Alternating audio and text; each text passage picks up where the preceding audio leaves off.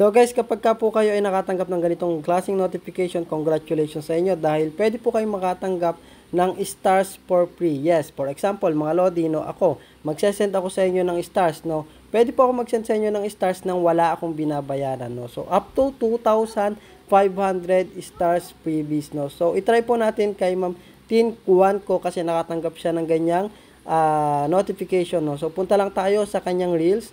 Yan. And then, click natin yung show your support para makapag-send tayo ng stars. So, makikita nyo doon, no, yung dragon, free. Wala po akong babayaran, no. So, ganyan, mga Lodi, no.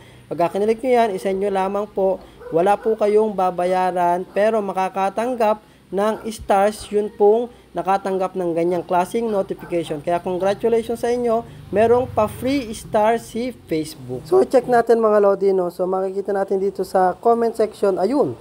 Nag-send po yung ating stars na 100 at wala po tayong binayaran dyan kasi nga po yan po ay libre ni Meta.